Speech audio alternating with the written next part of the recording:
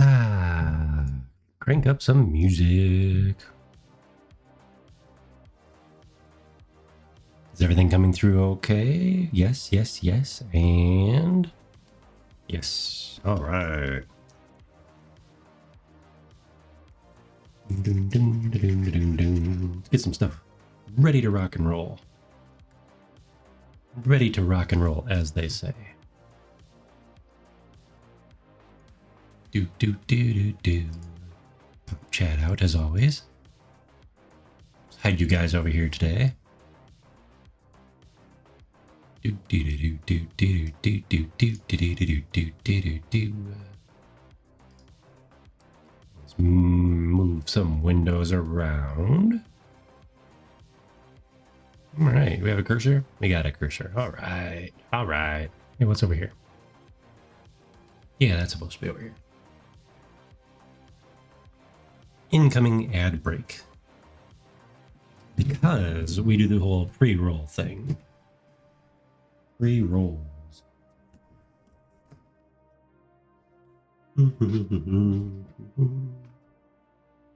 Oh man, cordless earbuds would be nice. When get my ears when I go to get stuff off the floor.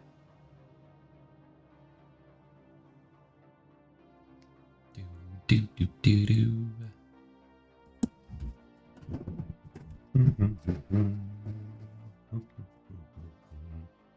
Oh yeah, we should probably do a go live.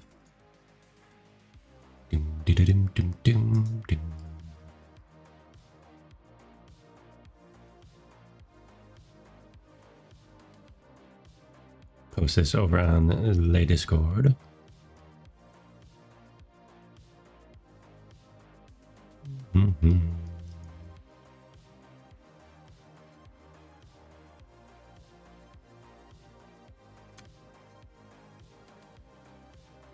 Ah, it is. Okay, so a little bit of testing has confirmed, enough to me at least, that when Discord detects that you are in streamer mode, gives you the cool little title card that also reads in what you're doing right now.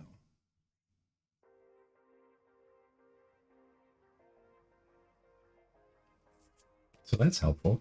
That's helpful.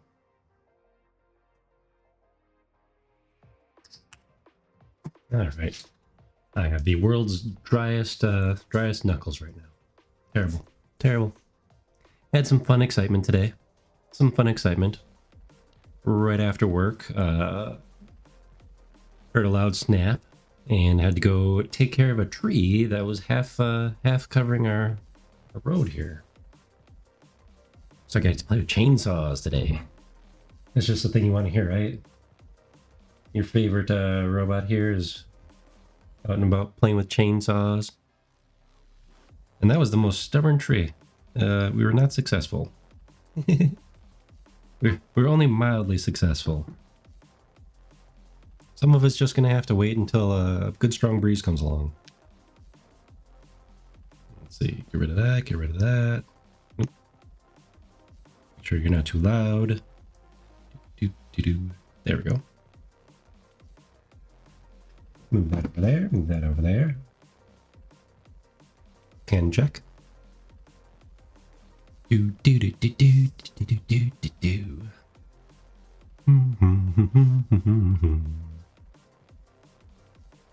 Do do do do do do do do do do do do. Do do do do do. Do do do do do. You know what? Why not?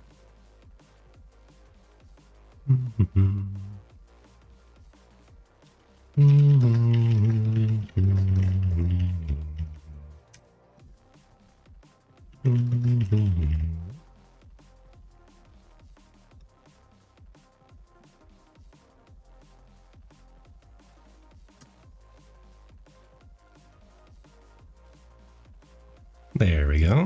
Get rid of that. And that should be all the housekeeping. That should be all the housekeeping. Okay. Let's see. Which of these dozen windows is the right one?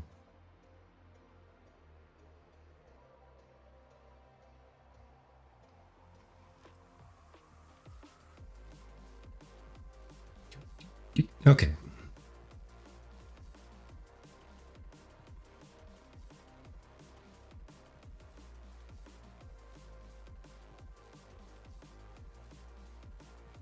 When you rename stuff, the shortcut keys don't seem to follow along. Oh, that did follow along. Interesting. I must be missing a source somewhere. We're supposed to pop open a little muted icon right here. Okay.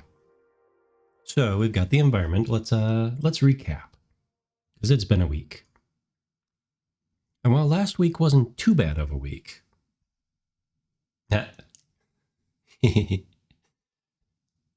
physics kicks in, unrelated to what I was in the middle of saying. But when I hit play, the physics kicked in the warehouse, and I have a couple of the chairs just floating there. See these chairs all tangled up?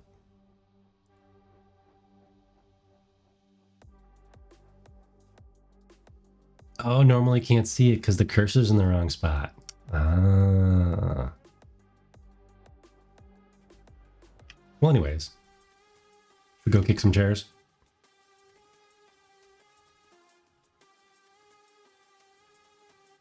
I don't have my my manipulation system in this one yet, or at all. I'm gonna wait till we're in the new consolidated project. And oh man, hold on. Glad I checked this.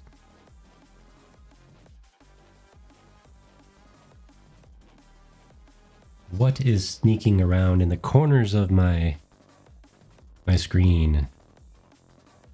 There. We were off by like 3 pixels right over here. So my error, no source detected, was scrolling past for like 2 pixels right on the edge of the screen. It's a little ridiculous. It's one of those things that distracts the easily distracted streamer. Okay. Now I think we're good. I think we're good now. Okay. Let's see where we left off. Where did we leave off? Let's go full screen. We're almost full screen. Okay. So here we are. Warehouse is looking... It's looking. We still have to remove some things like this chemistry and, aerosols and stuff. Definitely add in some more decay. Actually, we need to add in all of the decay. Right now we just have a little bit of nice nature. Yes, I haven't decided yet which wall I want to knock in and have like rubble strewing about and boxes just stacked up in the corner. We are going to have this be a combination. First, I'm going to destroy everything, and then I'm going to make it look nice again. Because the important view is going to be the destroyed factory, in the current state that we find it in. And then after that, I'll rebuild it up to be what was in Rusty's memories from back when it was an operational factory, being the factory operations software, factory management software. I don't want to use the A word because that's, strong opinions on that these days. The A word being AI. Like, no, we are software. Or a system, a whole system. And I haven't added... I kind of paused all of this when I got excited about working in Rusty's head. Working Rusty's head, because we didn't make our pile of CRTs yet. which we have now. We have CRTs right here. 2 little ones. And I can mix and match. Make some lovely gray Dell ones and, more grayish and beige and faded stuff. Yeah. Let's see. But yes, we're going to stack up this whole corner here. And it's going to be all lit up like Serial Experiments Lane style, with just like cords everywhere, coolant dripping. It's going to be great time. Great time. We did manage to add a little bit of vegetation as I was going through the asset packs a little bit more. Man, it is definitely way too bright and way too bright in the office. Oh, and we have a missing asset just floating out the window because we're on the 2nd story. Literally floating in space. As you can see our lovely cosmos outside there. I'm excited to bring this into the new project. Or once the new project's ready to go. To bring it all together. Add all the controllers in. A little on-screen controls. So I can do fun stuff like mess with things instead of having my keyboard in front of me being all covered in hotkeys. Though there is a way to assign hotkeys to a secondary keyboard. So if I plugged in another keyboard, it would be known as like keyboard 2.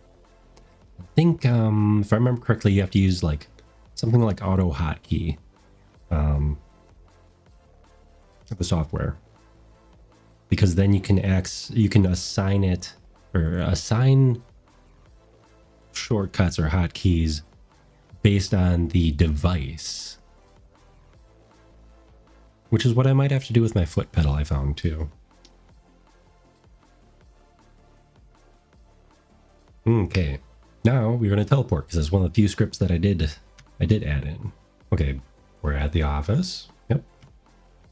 Warehouse, and now Rusty's head. Oh, interesting. I didn't have it reset the camera, so the camera stays directly in relation to the character, to this guy.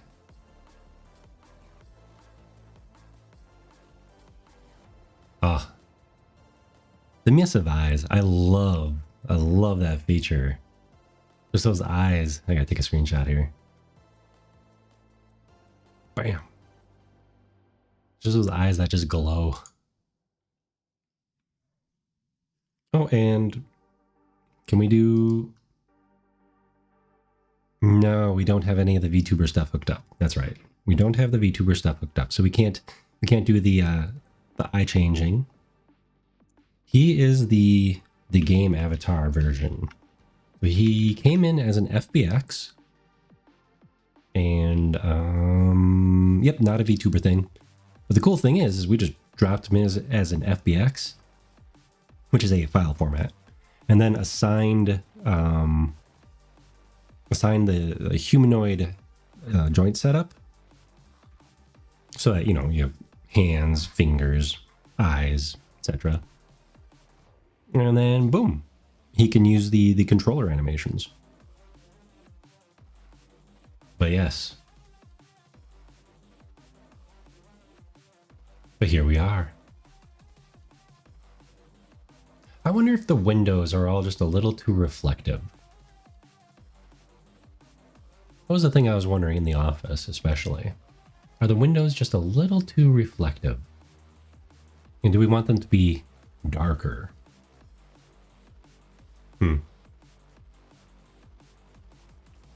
We have a very OSHA approved walkway. Totally won't get anything caught in these exposed gears and holes in the floor. Probably model a little railing to go around it. Though it looks like it comes with railing, so maybe we can just plop them in. A little safety first feature here. Okay, so last time we did get this modeled, and I think a whole lot of yapping. as is expected. So while we're here and it's fresh on my mind, I think I'm going to replace some of these funky. Let's see if the camera will catch it. Oh, not that one, of course. Some of these funky looking servo covers. Ah, there we go. This one right here. Replace them with stuff. What I could also do, since this one's already exposed, right here, is I can model the inside. I took some photos. Took some photos of one that I dismantled. The one that, well, in fact, there's one right here that I replaced recently. Because I wanted to find out which, what was the point of failure? Why was it grinding and then, ceasing?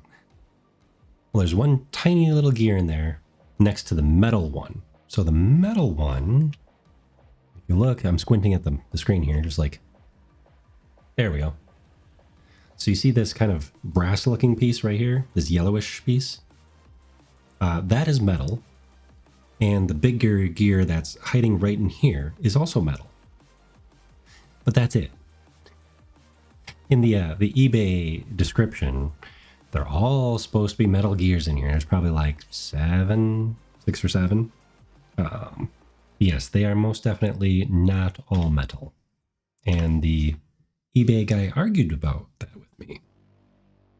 And all I got was, I got half back, even though I had 2 failed servos. Let's see. Where did I take a picture of that one?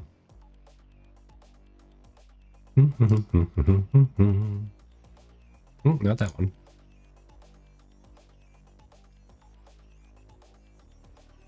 Rusty Gallery. Here we go.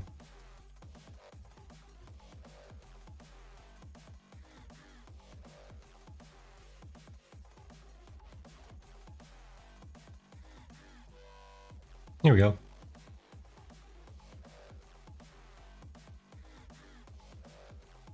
Not sure if that matters, but So let's make it a little bit more easy to use. There we go. Ta-da! So the part that failed. Okay, so this whole piece right here. This whole piece right here is 4 centimeters. Right here. So it's not super big. In fact, there's a screwdriver. This is the bumpiness of my desk. Little desk ASMR right there. I turn the music down just a little bit here. I don't know if it's too loud for you guys, but it's a little bit much for me right now. I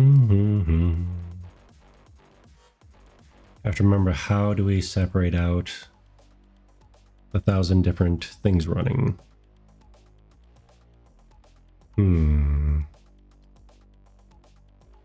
Housekeeping. There it is.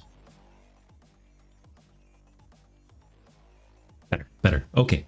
So where were we? So this yellowish looking piece is the same as this yellowish looking piece. It's just rotated. Can we not rotate? Nope, apparently we can't rotate.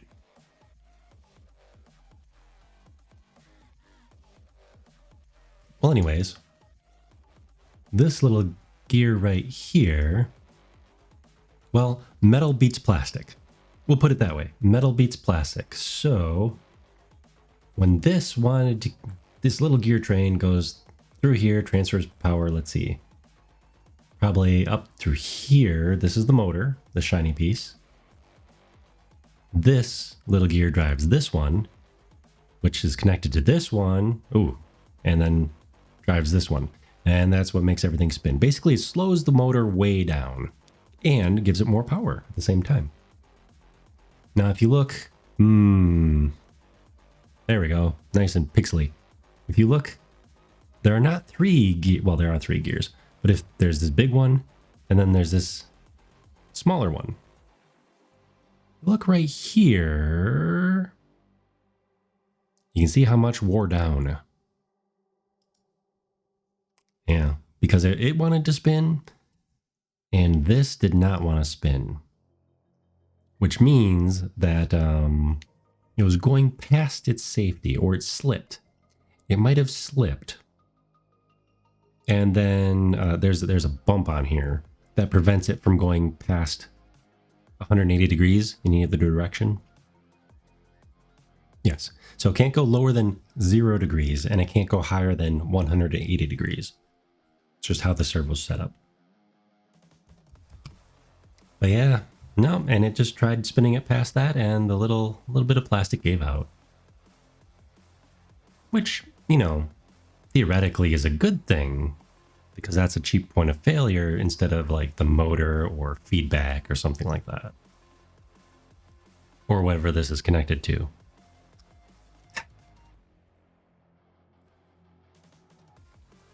I'm going to keep this around because I can still use it. It'll still take a signal and allow me to spin things, you know, clockwise, counterclockwise. It'll just be a lot faster. So I'll find some kind of use for it. But yeah, so that's what's inside there. So we'll either work on some of that tonight and or maybe the Arduino board. We should probably focus on the Arduino board because that is going to be sitting right here where this handrail is. So once we get the control board in there, we can start running wires everywhere. Which I still haven't looked up to see the in the asset store, the Unity asset store. I haven't looked for chords with physics yet. But I will when I get to this whole shenanigans. All right. So let's pause this. Oh, welcome in, Waffle. Okay, let's pause this part of it.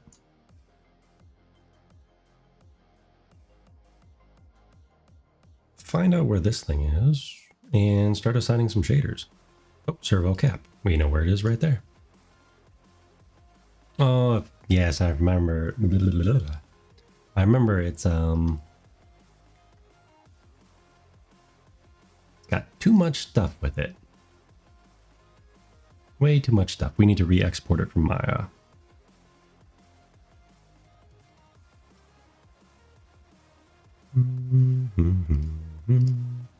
How's the Maya window look? Could be a little better.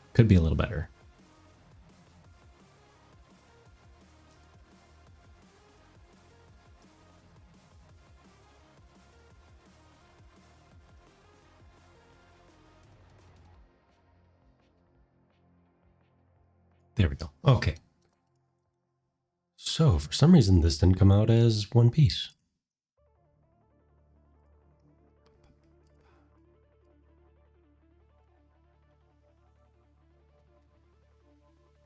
Probably because we didn't delete the history. Look at all this beautiful history going on here. That is entirely too much. So it took everything with it instead of yeah. Oh, and I did find out. I remember if I mentioned it last time. I found out why we were having problems importing things from Fusion into Maya. And it's the goofy file names. The goofy file names, like, for instance, if you look up here, huge amount of stuff. I'm sure it means something. I mean, you see like FBX, and there's probably some who knows what information is all up in there. Well, some of the file names or object names had like a hyphen or the pipe, the vertical bar. They had something like that in there, and yeah, that's what was messing up Maya. Maya did not appreciate that. So I renamed some of the items in this part anyways. And it worked just fine. So now we could actually finish importing things. Okay. As far as I'm concerned, we are cool with this. I don't feel like I need to get all the little bumps and details.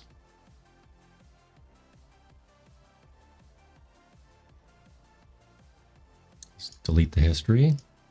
There, nice and clean. Center the pivot, so when we do want to move it, there we go.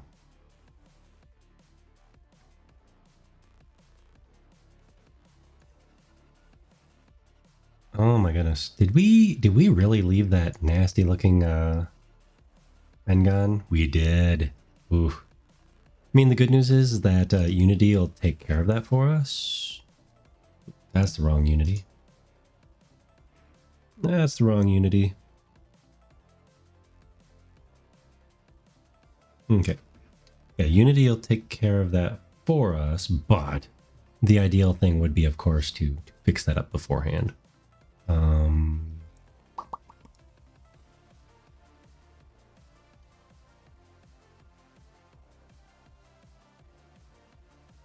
I say for now we leave it a little hideous.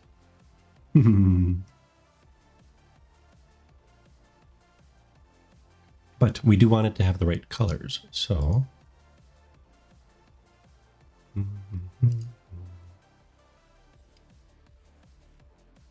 There. And now it matches. And it's going to be a shiny item, unlike most of everything that is in our scene.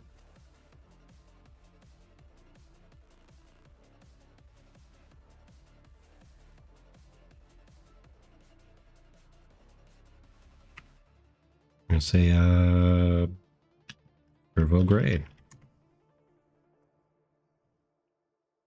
Save this and send it. I still haven't tried out the send directly to Unity. Where's that? Right here. I haven't tried that out yet. Not brave. Not brave enough.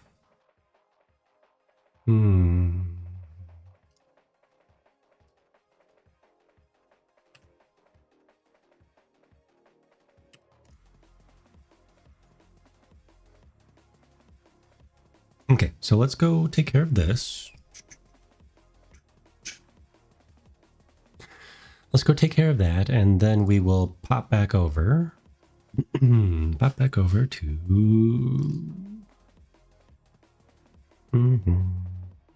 We'll come back over here as soon as I confirm that that looks a-okay.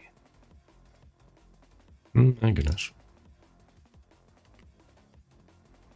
So yeah, I had a surprisingly eventful afternoon with the falling trees and chainsaw fun times, and busted two ropes trying to pull a branch down, to pull the whole thing down, but it was really stuck together to another tree. So that was all super exciting. Everything went up.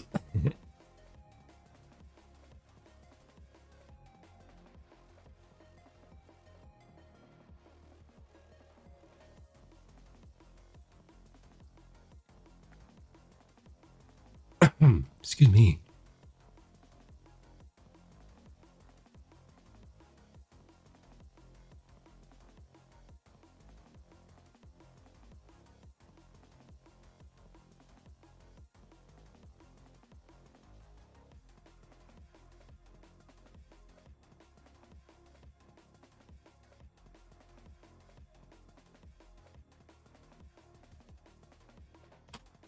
Okay, there we go. Sorry, I had a little cough stick in my throat. Yes, everything was deciding to be just a little bit much this afternoon after that. What are we calling this? Servo cap.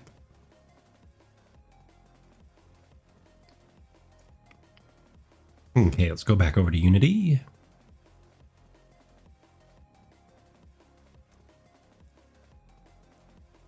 Unity. There we go. Okay, now we go to mine. So that is mine, my stuff.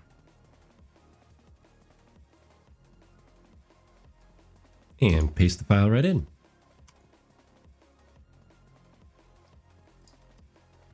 Okay, now we should have an updated piece.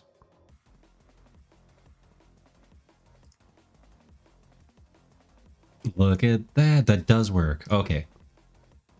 So fun fact that we just found out, we being me, I'm sure other people knew, is that when you update an asset,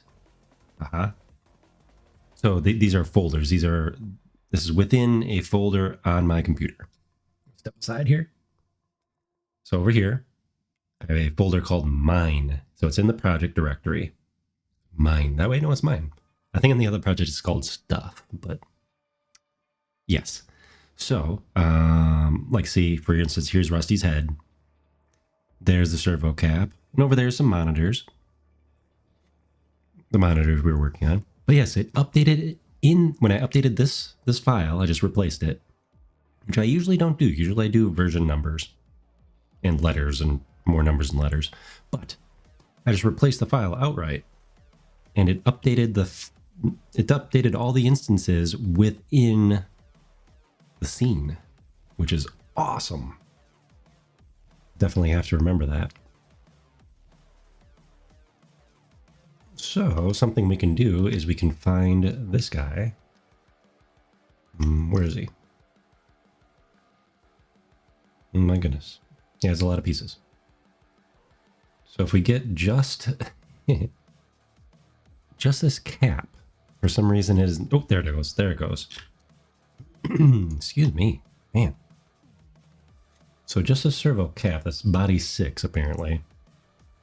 We are going to leave it there for now. There's probably a way you can like auto align or snap things. I'm gonna look that up super quick. Snap items in Unity. V. Ooh, there's also grid snapping. Okay. Press and hold V to activate vertex snapping mode. Okay, well, let's get this guy turned the right way first. This way. This way.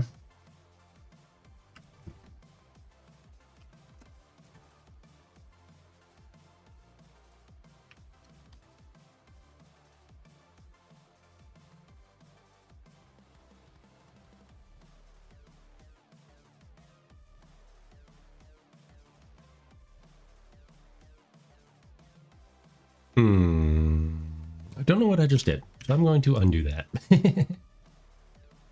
We'll practice with that. We will practice with that elsewhere, but for now, let's do this quick and dirty.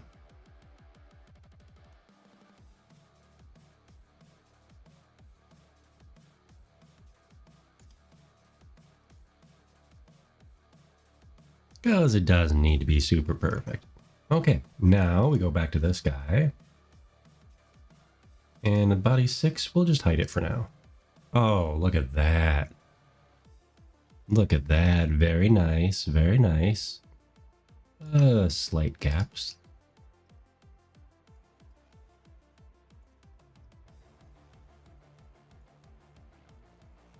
So much better than that purpley green unrenderable mess. And we might as well get this guy while we're at it. Ooh. Okay.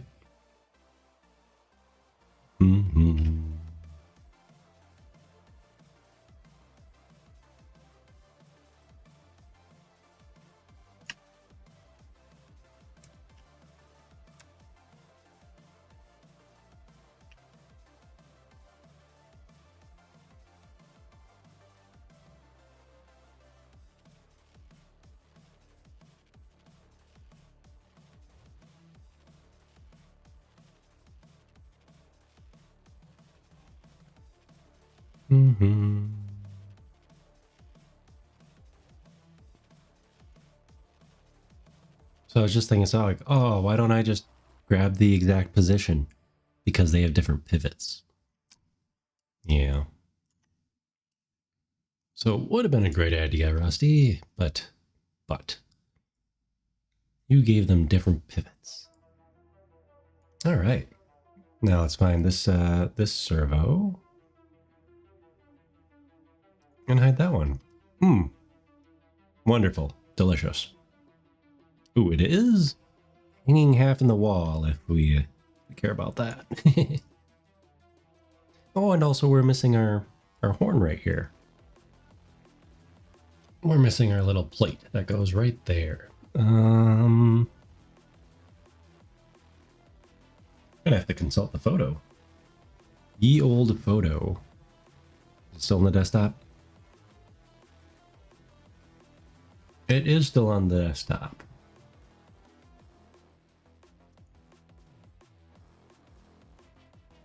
It's a little blurry though. It is a little blurry. Okay.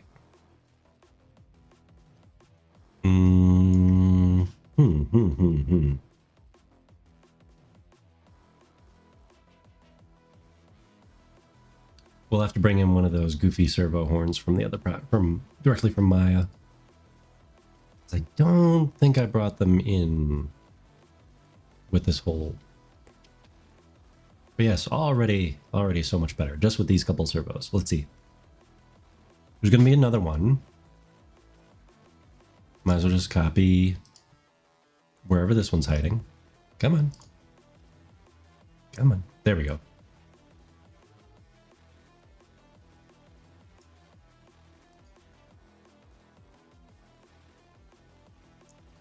Prenotato per duplicar 2.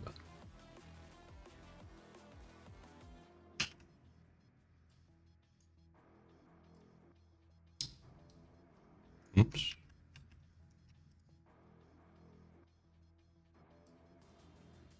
No. Prenotato duplicar 2. Where's this? So cap 1. Let's go find our tornado 2.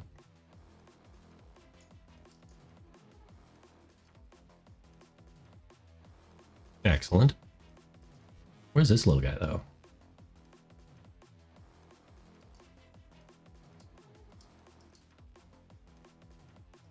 Oh, that's a whole bunch of odd. That is a whole bunch of odd. Why is it?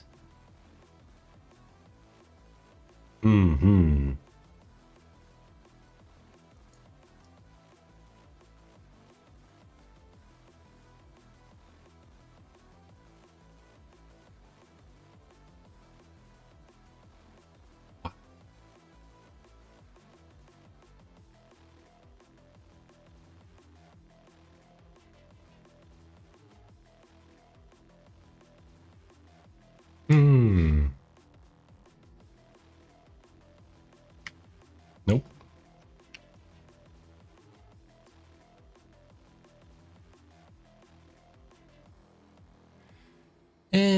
Anyways, let's see if we can do this the right way now. Okay. You, little guy, you are in different entirely. Okay, you're body 12. All of you are part of this.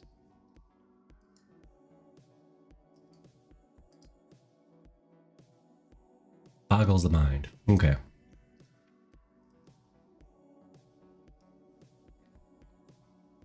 Okay, we'll just duplicate a gap and worry about that later. Okay, now which orientation is this particular fella? This one is the gear towards the back. Gear towards the back.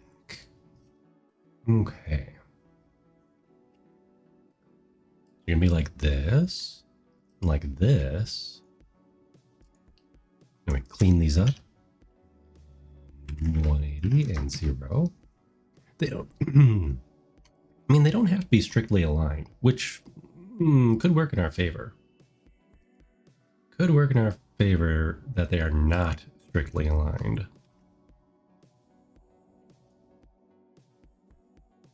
then it might look a little more natural instead of being quite so grid-like.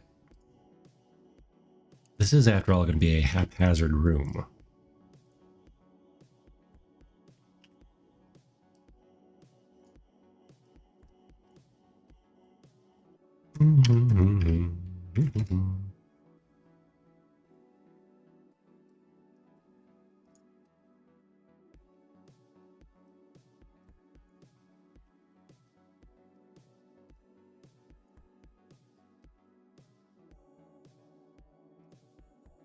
A bit like that. A little bit like that. There we go. All right.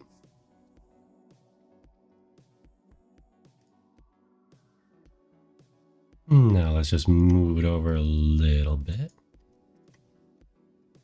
We have to give ourselves some walkway, some wiggle room.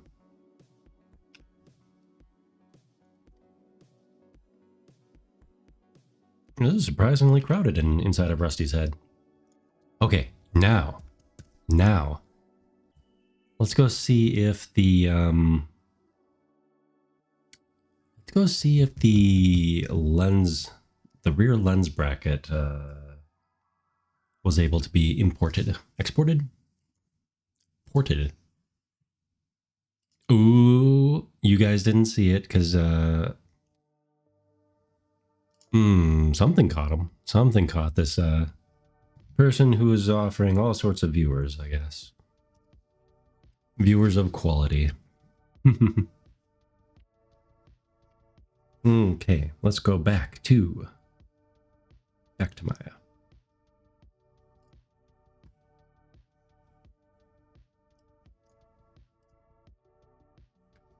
Back to Maya, we're gonna grab hypergraph.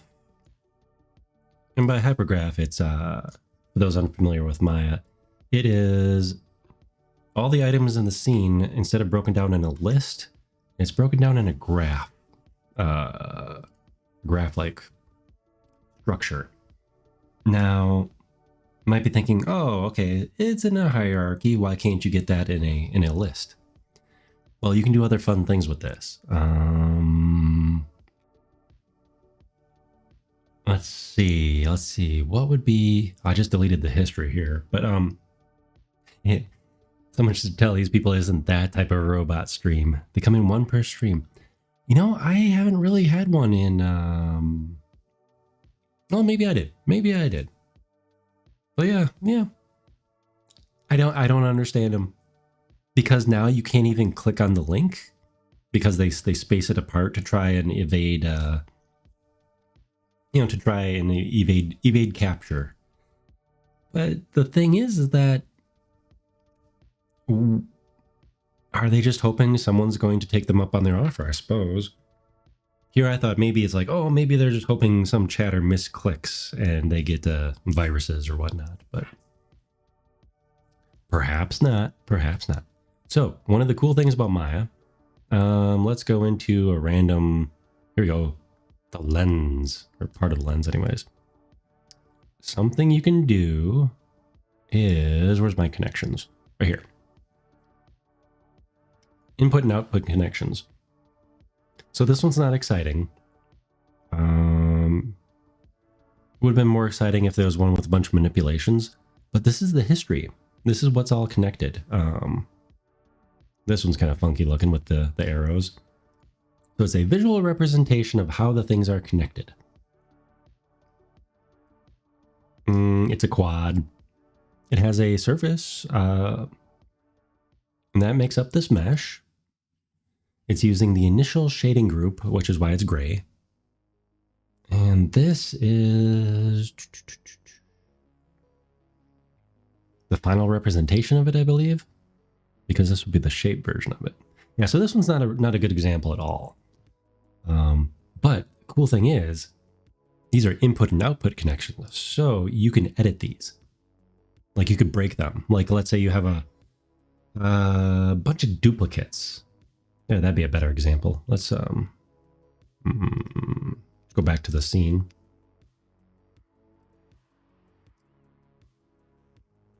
Yeah, I just deleted the history on this, but let's just for fun,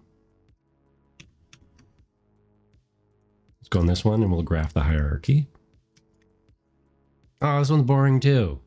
Ah.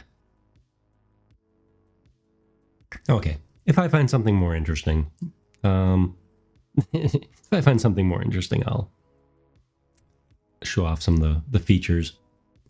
And because I'm pretty much just using this as modeling software right now, I'm not, what we have behind us here isn't rigging and all sorts of fun stuff like that. It's not as, not as exciting. What is body one?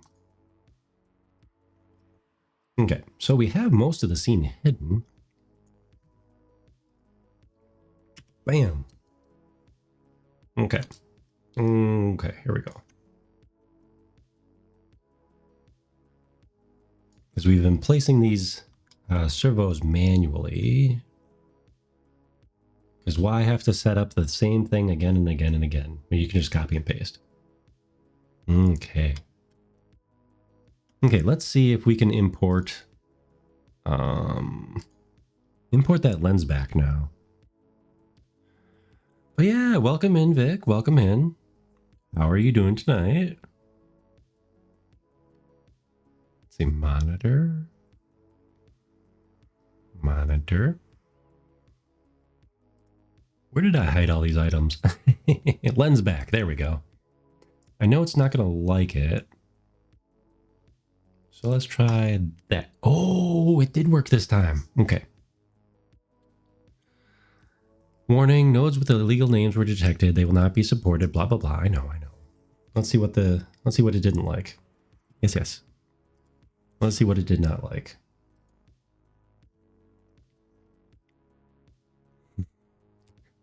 You got too much work to do. Oh, how are things in Rusty said?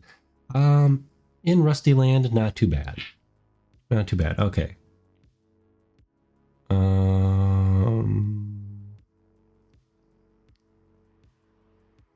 Only one node had an incorrect name. That's nice. Right here. It doesn't like the colon in the node name. In this case, the object name. So that is a super easy fix. Hide this one.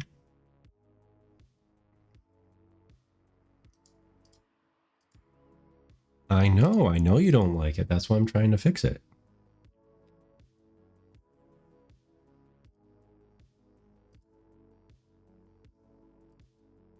Well, that is interesting. It's not showing up. Yeah, things inside Rusty's head, not too bad. Not too bad at the moment.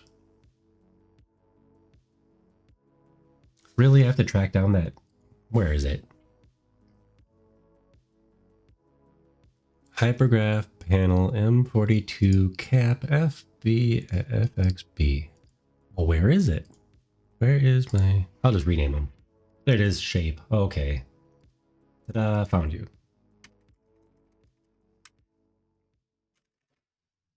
Bam. Oh, you're fine.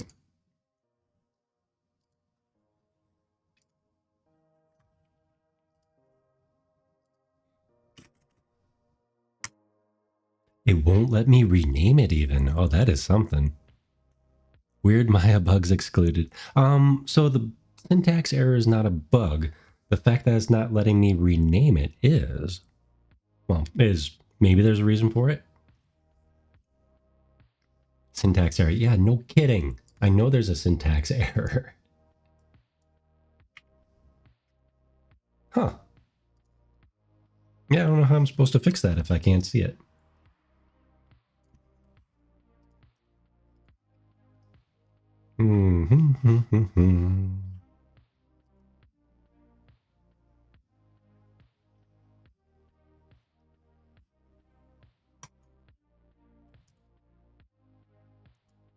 Yeah, it says transform right here. Rename.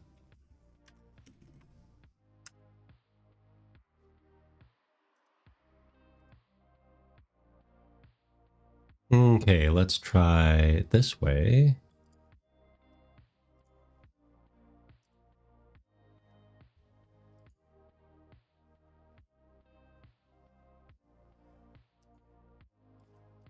Illegal nodes detected. Gotcha. Said the same thing last time.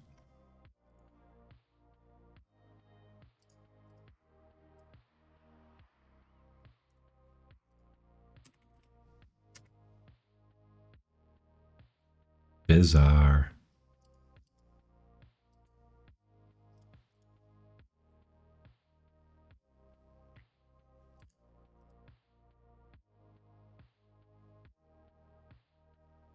It might work if I simply export it, re-export it from Fusion. So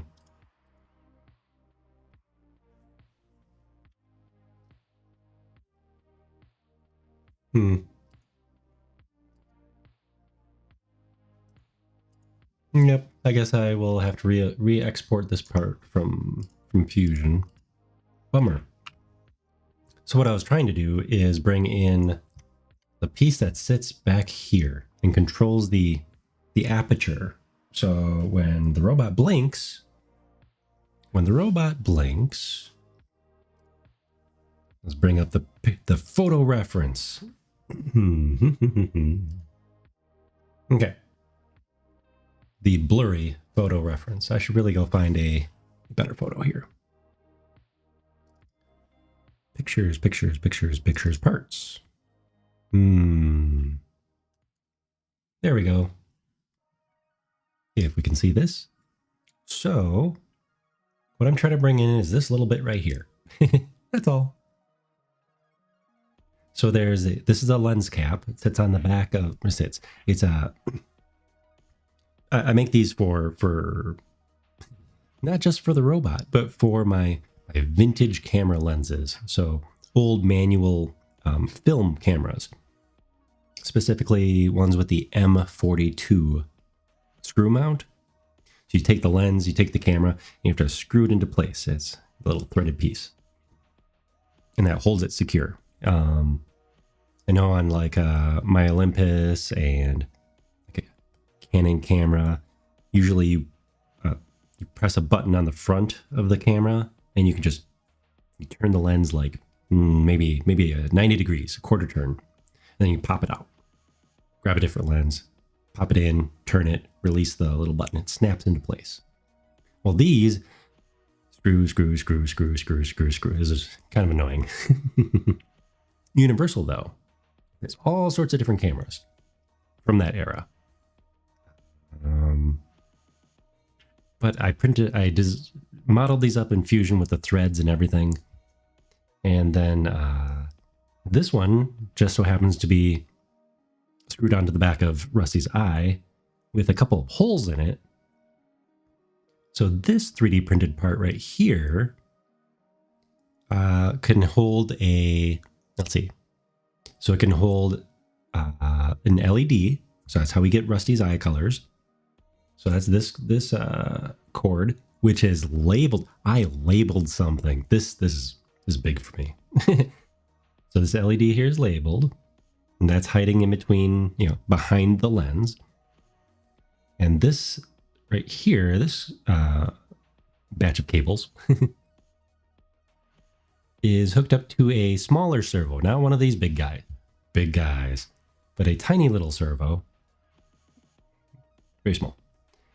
And its sole purpose is to move, I believe it's either 9 or 11 degrees.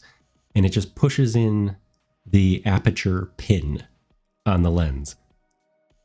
So when you have the manual film camera, and you go to take a snapshot, you click. What it's doing is it's putting the aperture at the right setting. So it's closing these little blades at the right setting, however you have it, your lens set. What it does for me is it lets me squint like this, but on the physical model. So that's how that works. Yeah, so this is a top-down view. This is a little out of date. Yes, this is a little out of date. But here's kind of a top view of what we're... Oops. Yeah, there we go.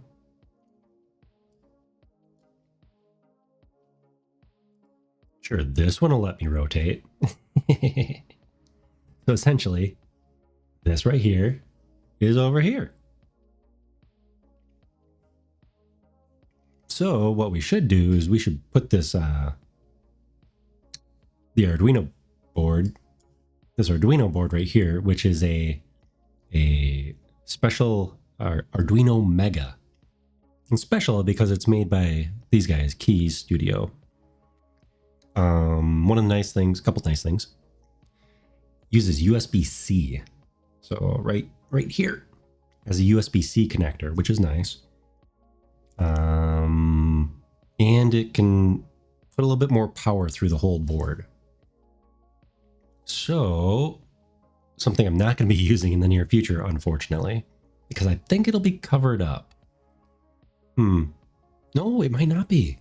It might not be covered up because of the board sizes. I'm going to be making some changes in the near future with the robot. So there's going to be another board, a motor control board for bigger motors, sandwiched on top of it. So it'll be covering up pretty much the middle half. Yes, the middle half. And then we'll still have all these little pins for connecting all sorts of other stuff. So we'll be plenty good. Plenty of expansion space. But yes. So if we're looking at it again from this angle, here's the board right there. Here's those gears we keep walking past. And look at all this spaghetti. I still think that spaghetti, I'm gonna find something somebody's already put together so we can have physics with it. And I don't have to manually animate it or figure it out myself, which we could. Because, I mean, we're in Maya right here. If I wanted to extrude some wires, it would not be terribly difficult. What do we got here?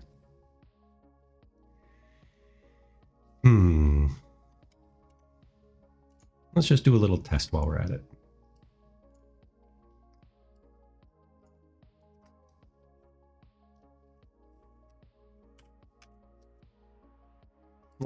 Let's do just a little fun test while we're at it.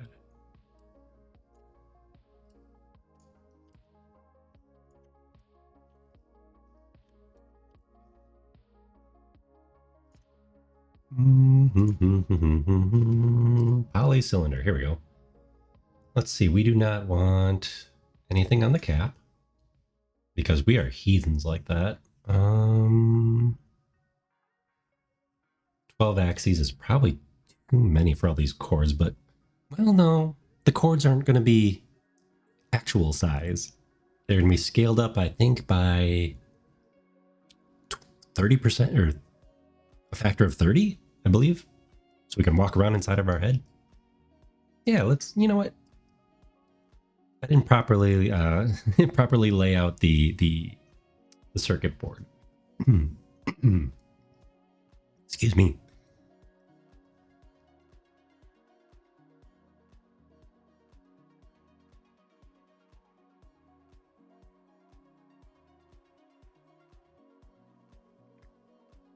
Someday I will finally shake this cold. I mean, we are having lovely weather out here today, which was nice when I needed to do the chainsawing.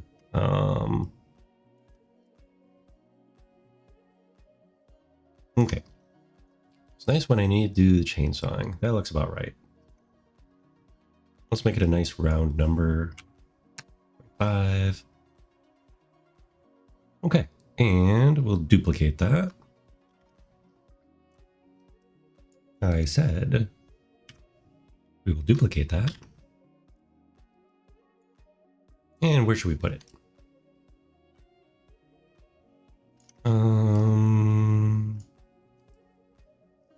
Well, it would be located. Let's zoom out a little bit. It would be located on top of the board, on top of this servo. So we don't have the board yet. We don't have the board yet. So a rough approximation would be like right there.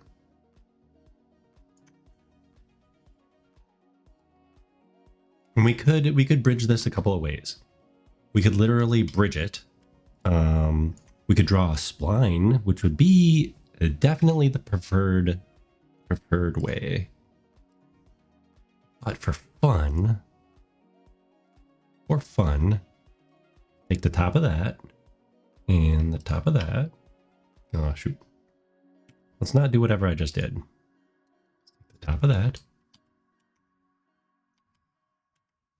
There we go. The top of that. And let's do an experiment. Is there bridge plus or is there just bridge?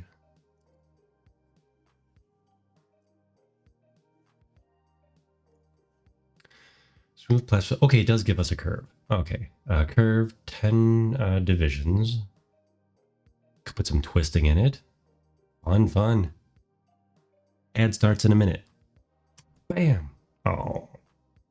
Combine the objects first. Okay, fine.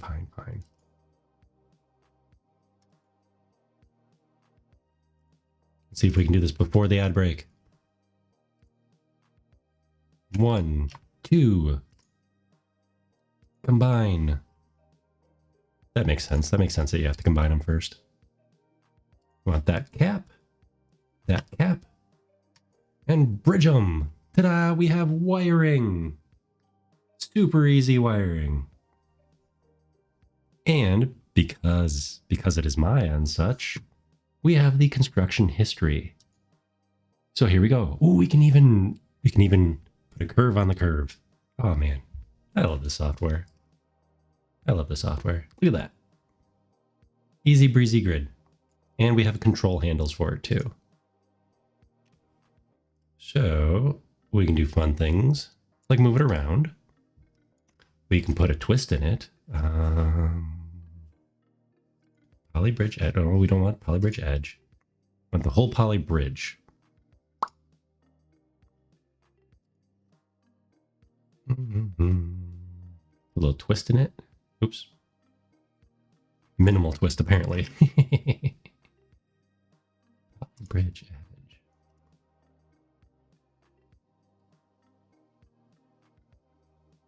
Twist, smoothing angles. Give it more curves, a little bit more definition. There we go. And assign it a shader while we're at it. Lambert 1. Oh, you know what? We have different colors. Let's make this one. The safety yellow. Oh, they're fongs. Interesting. There. See?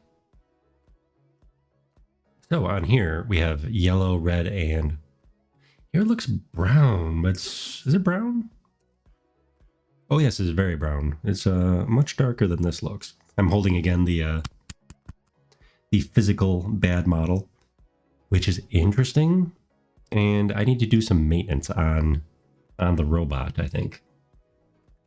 Really don't want to have to go in there and take out all of the little servos and then re-grease them. Because these being the cheap hobby servos that they are, the import, I wouldn't say, are they knockoffs? I mean, they're not. Yeah, they're probably knockoffs of whoever originally designed them. But let's bring that photo back up. Bring the photo back up here. Yep. Okay. Yeah, so there should be some grease on here, some lubrication, so that, you know, moving parts.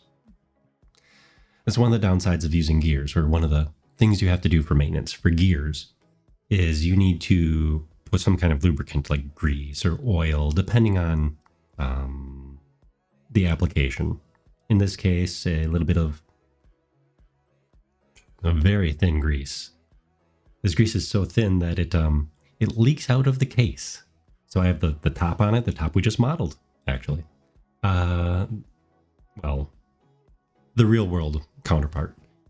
So where it fits right here, yeah, it's been sitting on my desk all weekend and it's leaking just a little bit of, you know, whatever grease, extremely thin grease is on there. So I'll have to look up to see what's recommended at hobby shops and whatnot. I think it's just like some people even say Vaseline. When last time I looked it up, but I need something in the servos that are currently residing in Rusty's head. You don't want to be running them dry forever. It's rough on the little plastic even. If it was Metal Gears on Metal Gears, you would absolutely need to leave them lubricated up. There we go. Look at that cord. What a wonderful cord. So if we wanted to with this cord, we can play with the points. Let's see. Are we zoomed in enough that you can see them? Yes, because we're streaming in 1080p now. Let's see. I believe we can add more control points in too. But what we're doing is we're altering the curve. And I believe we can alter these little lines here too, the white, little white diagonal lines. If we use some of the other curve tools like, no. There we go. Yeah, we can play with all these other things too. But no, I would say experiment successful, except this will now be a static cord. You know, like electrical cord on the ceiling. And if I want them to be react with physics, I'm not entirely sure. Which is why I was just going to use a plugin that somebody else did all the hard work, all the hard work with physics. I mean, this was easy. I just place the little cylinders where I want and then bridge them, and then tweak them a little bit, and that'll be good for certain things that I do want. Certain things that I do want to bring in, but I think it'd be cooler to be able to, push aside the cabling as we're walking through.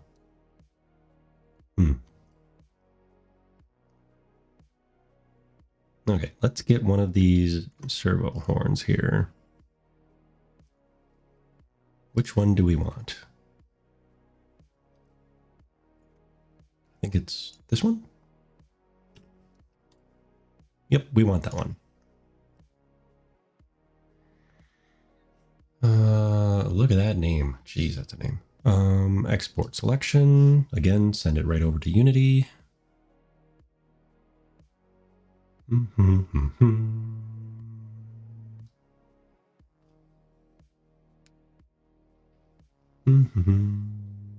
Themes.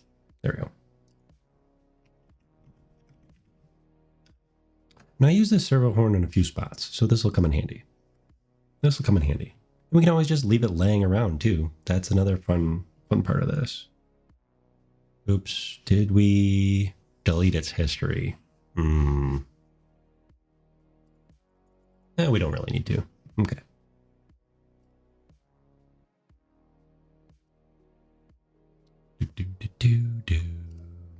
And we are on some chill streams here.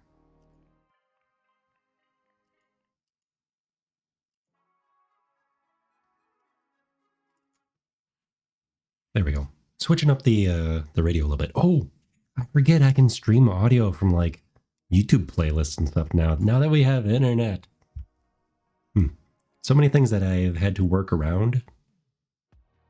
And that's fine. That's fine. It's restrictions lend you to think in creative ways around them. No. It's too late at night to wax philosophical. Like, there's a saying for it though. Like restrictions breed creativity or something like that. Something like that. Okay, servo cap. Yeah, I think that'd be it. Limitations breed creativity. Limits don't hold you back. They teach you to work around them. There. I don't know. You say breed on the internet, and everyone gets all excited. So maybe not quite like that. Okay, where are we? Where are we? Okay, do we have the horn in here already? We already have the horn in here. Awesome. Look at that beautiful thing. Way over modeled. Way over modeled for what we're doing. I mean, look at this. It has all the little... well, it's CAD accurate. It has the little teeth that are splines. They're called splines that line up with the real model. When it comes down to it and we need to start decimating things, yeah, we will. We will. But that's part of the beauty of what we're doing here is we're just still setting things up. Okay, now, oh, I didn't center the pivot of it. Man. Servo horns, body. Where are you? Oh, you're not scaled up. Oh.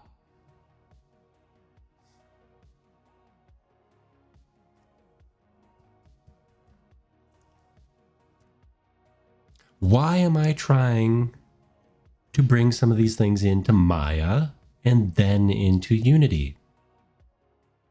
If they're an FBX, why don't I just bring them straight into Unity? I mean, yeah, they're going to have hideous triangles anyways, topology. Hey. Okay, but first, yeah, what is the scale we need to bring this guy up to?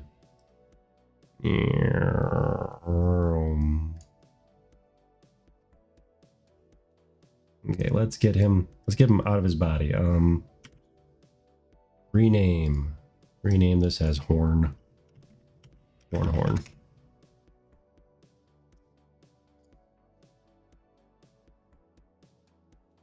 Oh, interesting. Unpack.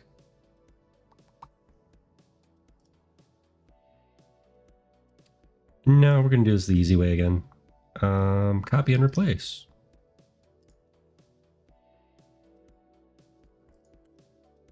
Center pivot and delete history.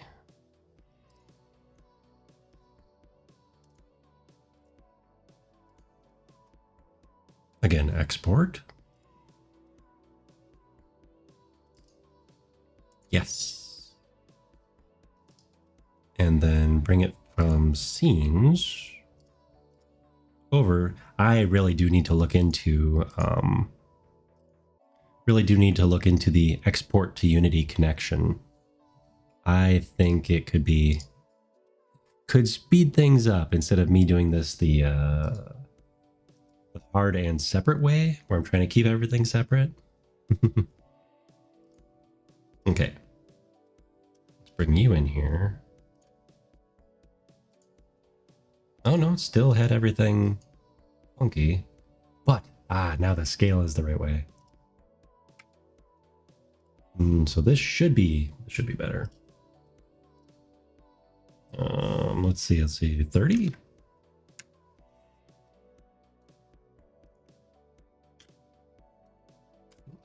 No, that is puzzling why it didn't come in the right place. It still had its connections. Unpack.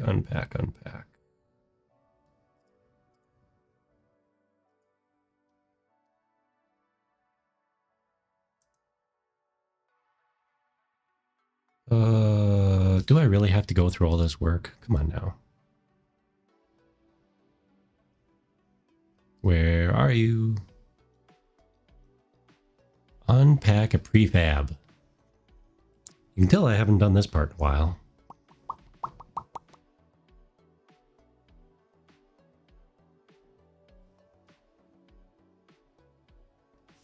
Well.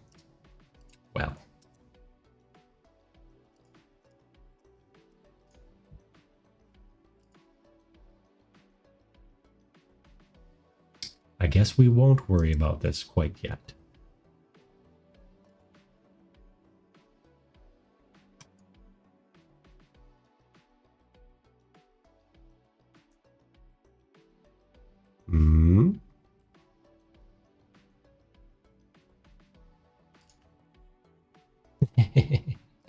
I guess we won't worry about that. So it's in the wrong spot.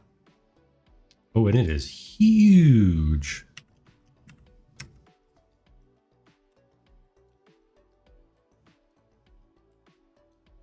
It would just be really nice to have the right spot. There.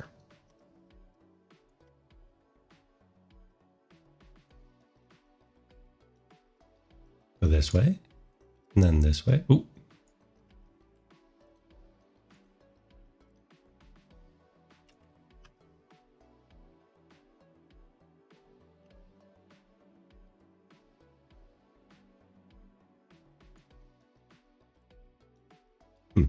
Interesting. Interesting.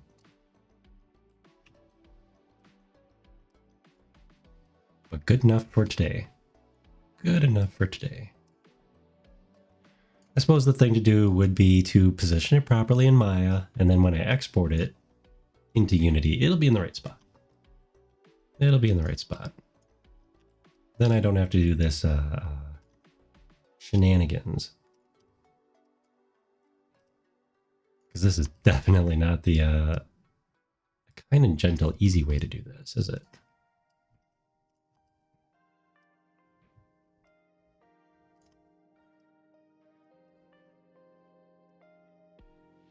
But there, that is how the lens tilts forward and backwards.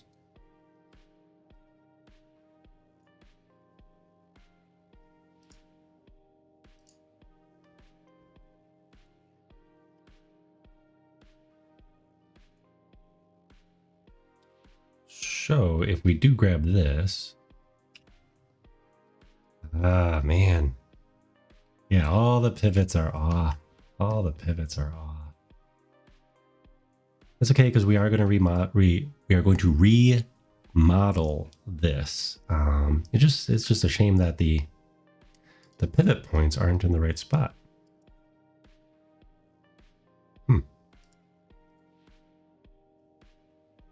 So ring inner.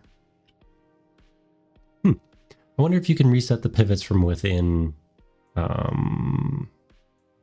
here, within Unity, because they definitely shouldn't be way over there.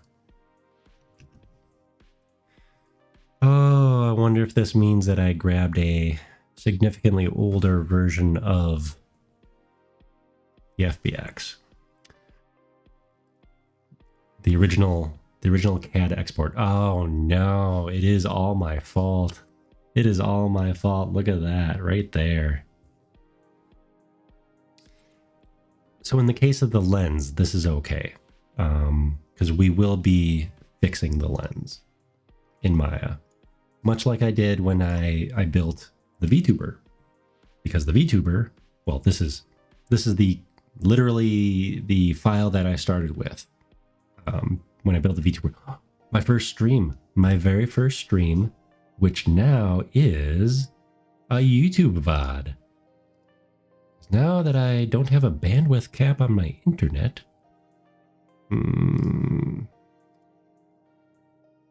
bring me the YouTubes. So we do have a YouTube channel. And if you want some hideous, scratchy audio,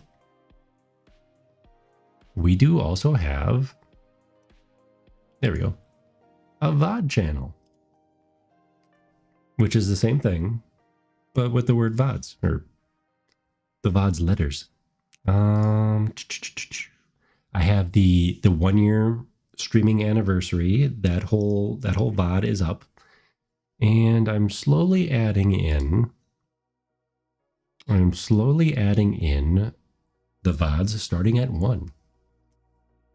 Oh, it looks like I have them on I have them unlisted at the moment.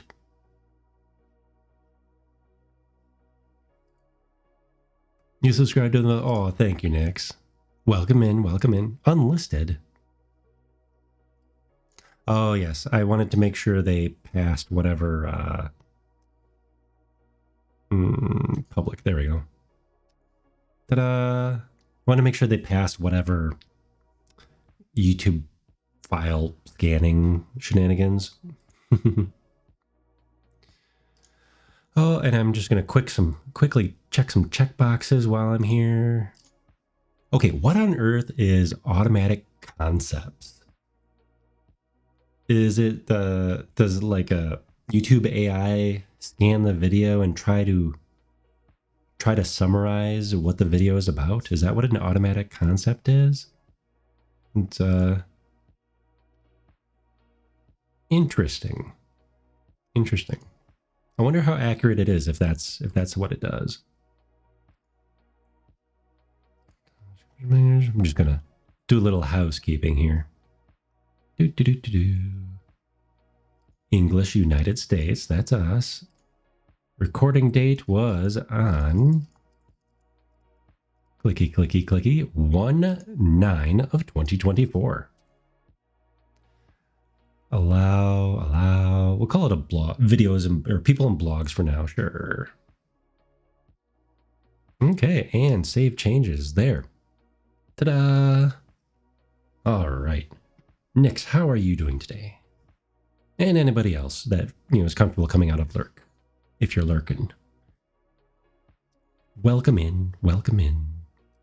Here, we'll make this one. We'll make this one live too. Done. There, now we have 3 videos. 3 videos. The next one's in there too. Oops. The next one is in there too. The third video. So the first 2 videos were we were working on the VTuber, and they are unfortunately kind of hard to understand because I was having audio issues that I didn't realize I was having. Because it worked fine in testing. But once you get streaming and get all the electronics hooked up, ugh.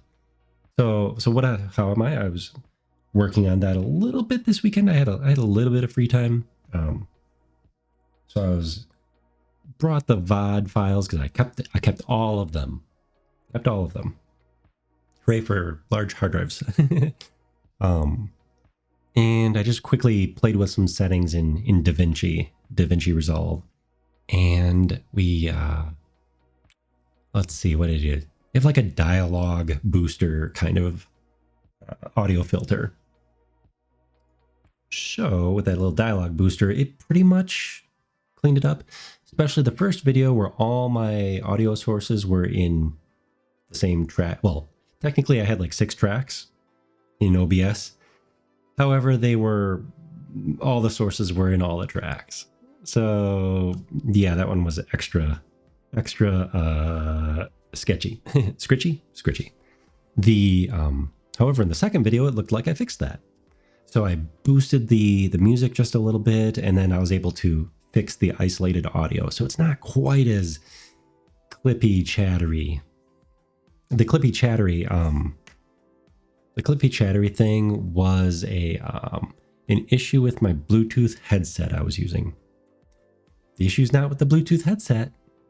The issue is with my motherboard. My guess is it has a really weak Bluetooth connection or something. Probably good enough for a gaming controller, but definitely not good enough for the headset when it's more than like a foot away. It's ridiculous. You're hoping that DaVinci Resolve gets the AI subtitle thing added in, because then you can properly edit your clips easier. They did. I think you need the paid version for it though, because with DaVinci 19, I just updated it today for that same reason. I wanted that, and it has some better audio music-y filters, but I'm pretty sure those are only in the paid version, which I don't have. It's expensive, and I'm not quite ready to boost that up. They're gonna add in for free, but I mean, I get it why they would need to, put it in the paid version. Developers cost money.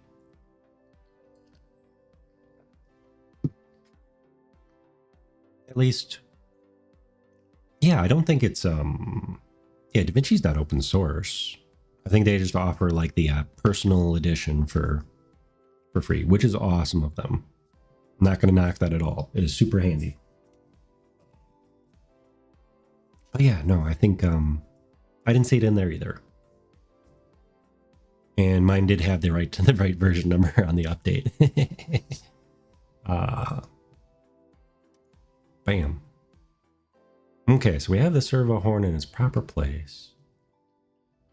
Oh, the chords. The chords. Let's just bring in a bundle of chords and see what they look like.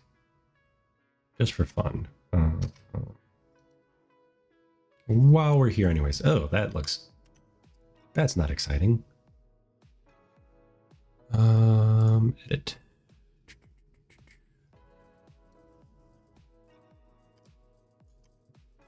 But yeah, no, the subtitling thing. Premiere has it. I don't really want to use my work computer for it. I still have access to Premiere even. But Premiere definitely has it. If you have a cloud subscription. And it works pretty slick. Because I think they're bringing the same thing into DaVinci, where you can edit by text. Like, let's say you wanted to. Here's how it works in Premiere. So I'm guessing on how DaVinci does it or plans to do it. Let's see. You can edit your clips by text. So it'll transcribe the video, which is great for, captioning, subtitles. But then, like, let's say you want to remove all the or, something else you say frequently. Basically just have it, it's like find and replace in a Word doc. And you just replace it with nothing. And it'll ripple delete all the right pieces. That is powerful. Especially if you're doing something like podcasting or editing VODs would clean them up a little bit, probably. That'd be nice. I know, especially in the beginning, there were certain words that I said so many times. So many times.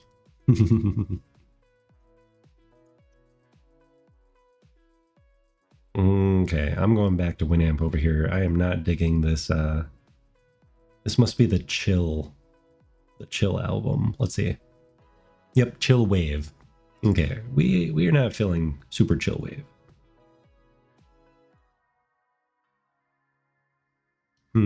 Sleep Wave. We are definitely not feeling Sleep Wave.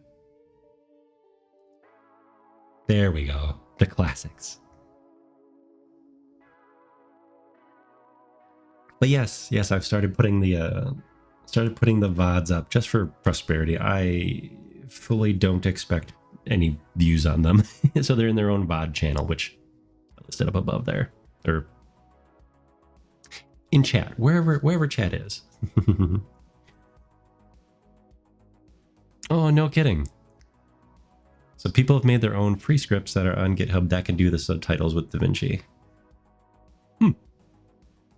Yeah, I mean, okay, so when I think when I went to install, when I went to download DaVinci,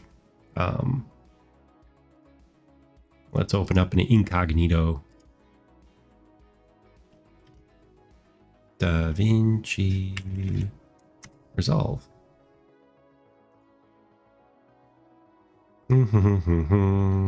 Yeah, we get it. You're cool. What's new? Cloud stuff. Timeline stuff.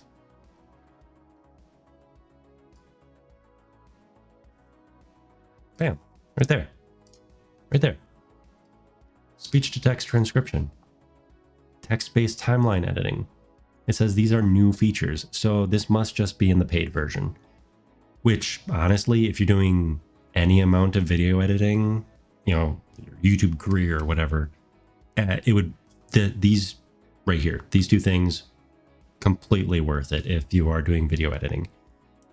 For me right now, I'm just doing clips and very, very simple cuts. If I wanted to up my game or do more video editing for myself or maybe others, these two things right here would pay for the software like within a couple hours. Within a few hours of use, these two features would absolutely pay for the... Well, maybe not absolutely. How much is this again? I saw someone had a post that was on sale for 150. I think it's about 250 normally. It used to be less. Delete dead air. Oh, right here. Automatically create subtitles. So it'll pop the subtitles up too, which is part of this whole suite.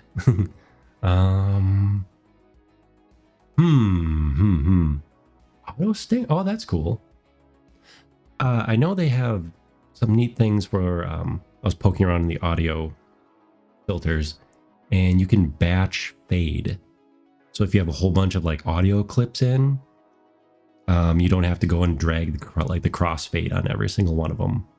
You can just select them all and it'll apply the same, I'll call them filter? Yeah, the same filter to everything. AI-based voice fade. This is what I was looking... Oh, right here. These two things. These are what I was looking for today, or this weekend. Smooths dialogue recordings without the need for tedious level, blah, blah, blah, blah, blah. Yeah. Especially for VODs where, you know, the microphone wasn't being nice. There's probably something in there where it would remove dead air, you know? You would just select the audio track you want and it would...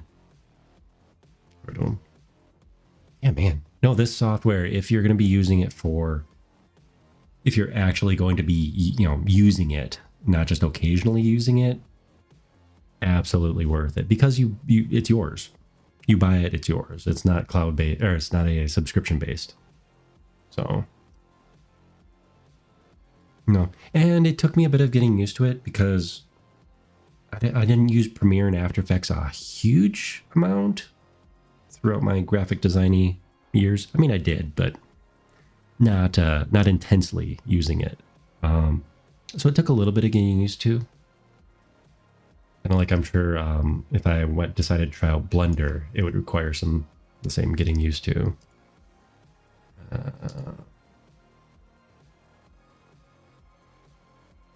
You're not gonna let me put a...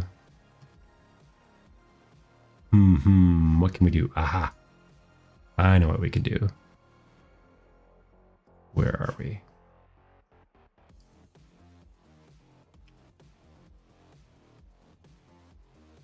No?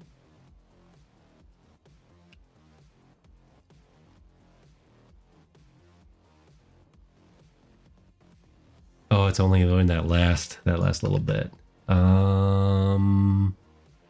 Okay, well, it gave us what we were looking for with the piping. So now we can just do this the old-fashioned way.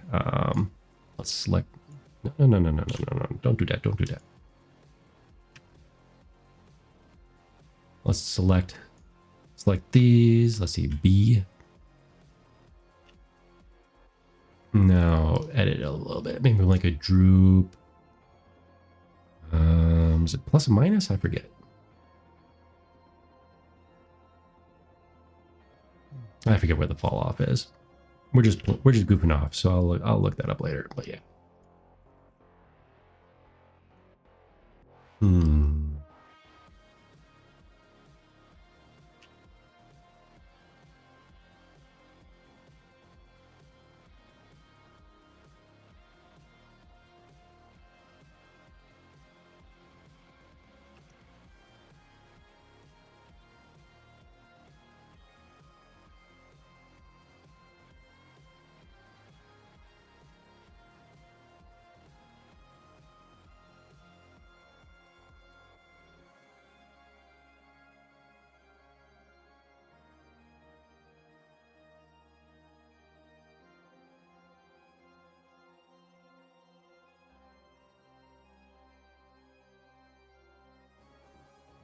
Oh, nice. So the transcribe thing, it'll show a ... the ellipses, whenever there's dead air or silence, and you can click an option to automatically cut it. Oh, that is, yeah, see, that right there. If you are doing, well, if you're doing editing for other people, you're already going to have the paid version, just because it does have other workflow things, and it has had other workflow things. But yeah, man, I would say it's on my to buy list. It's on the future things to buy list. And that might have just shifted itself around too. Because I want to do more. Yeah, I kind of want to do more with all of this. But due to my limited time at the moment, I kind of need to just need to be careful with be choosy about what I am investing my time in, unfortunately. Because yes, I would absolutely love to do all sorts of more. But more time is also required.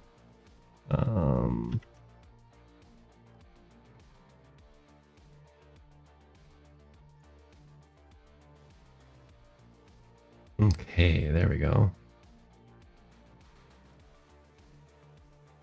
Let's go back to this one.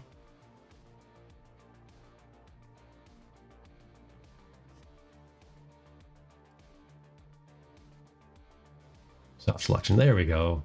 Soft selection. Let's make it a little bit bigger. Too bigger. Way too bigger.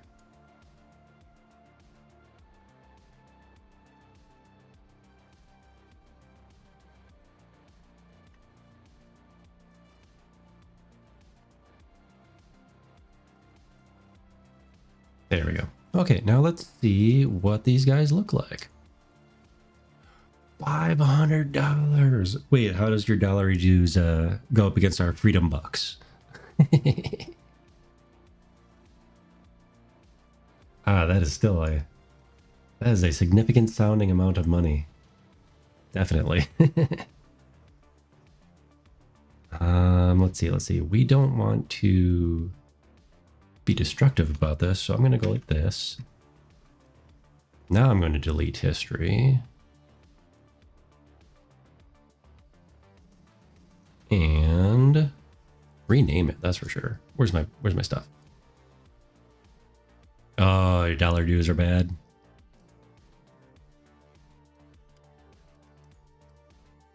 Okay, we are going to group you. Leave the curves in, I guess. Yeah. That stinks. Economies are always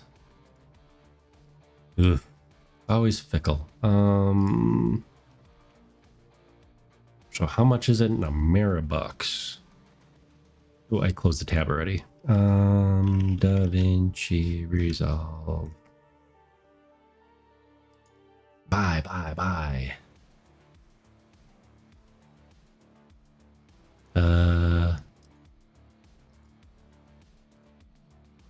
How do I buy it?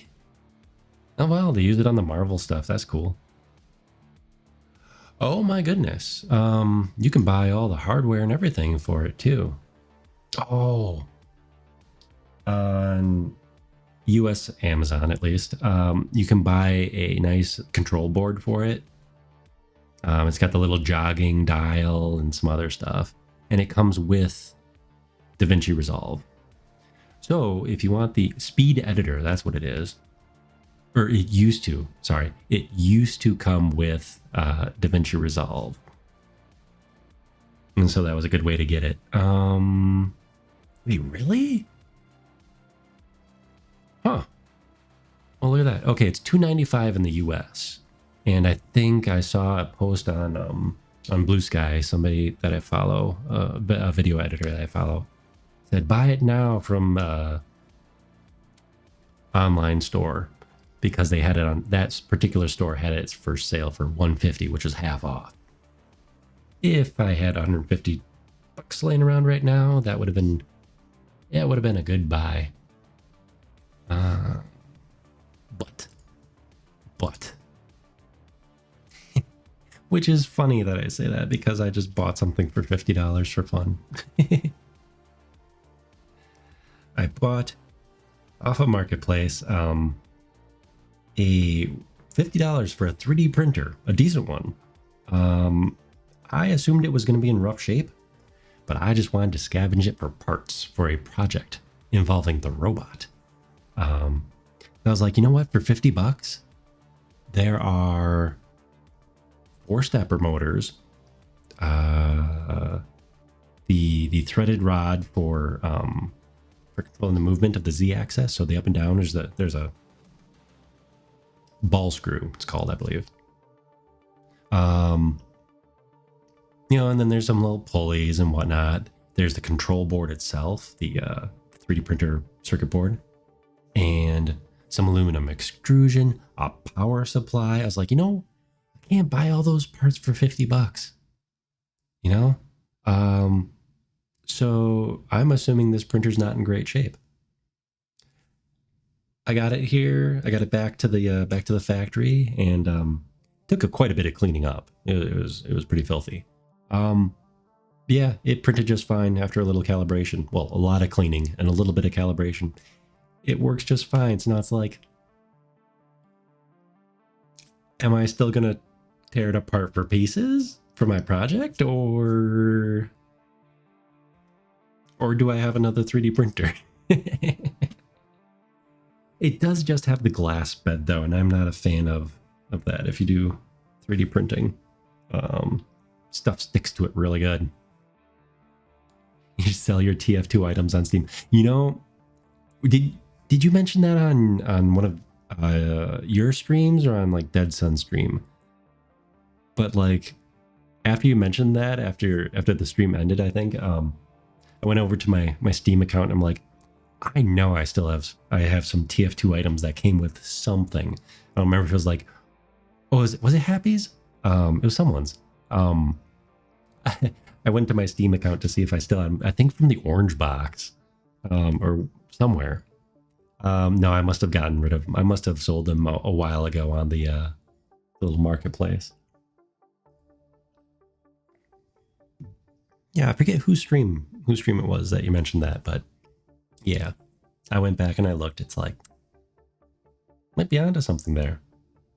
No, I don't have anything. I don't have any of the collectibles that are worth anything more than like 15 cents or whatever. Sadly. Oh, we need to put the other shaders on here. Hold on.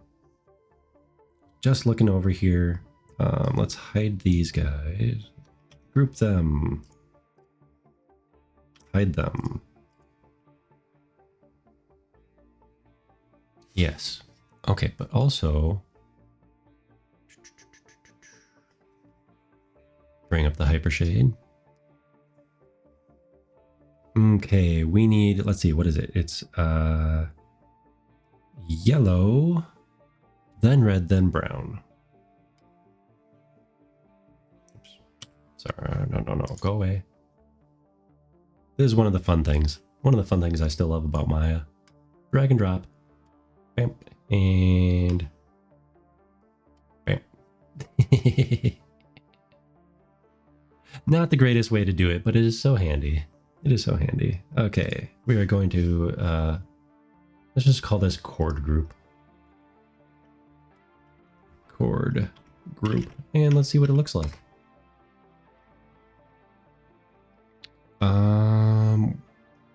Where on earth is our pivot for it though?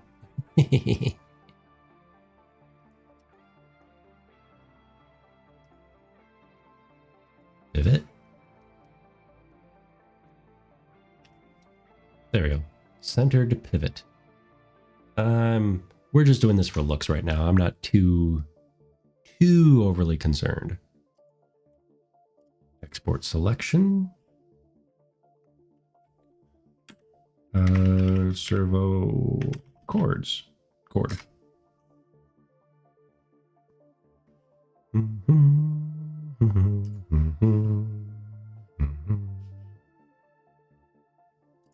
Racines. Servo cord. You know, there's gotta be a better workflow. A better workflow for me to figure this out here. Okay. So now it should be, so I don't have to rubber band my neck back and forth between everything here.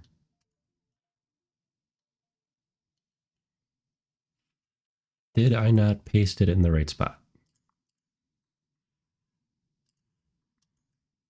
There we go. Ta-da! Okay, let's see. Let's just plop it right into the group.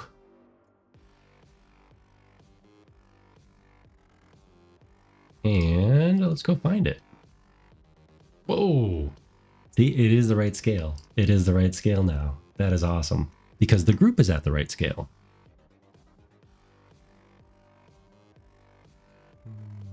And it is almost in the right spot. I bet if I had it... Oh, I bet if I had brought it in and attached it to the rusty room... Here, let's try that again. There we go. Ta-da! This is why I should be laying out more things in Maya, because it's just easier to line everything up. Because look, it's in the correct spot now. Just like it is where we left it. Definitely going to be remembering that for the future. And yes, it is supposed to be floating, because there's a board right here that we do not currently see. All right, let's go save and check out the changes we made.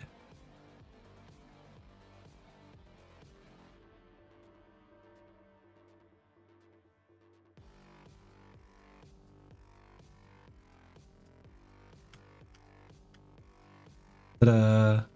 The power of teleportation.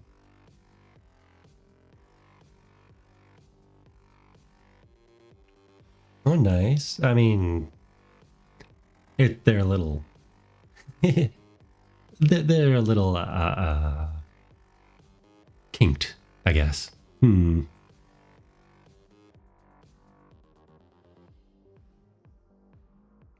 But, you know what? Maybe I will just make all of the chords in, maybe I will make this rat's nest. Here, let me show you the rat's nest again.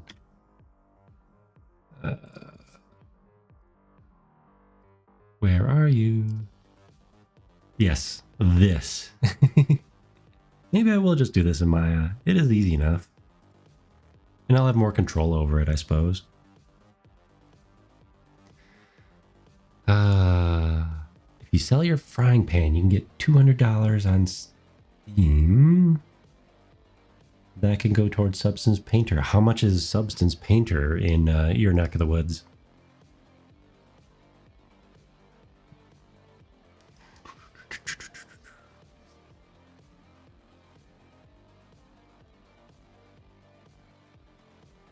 $289, and that's permanent license though, right? Perpetual, or at least until they change their mind.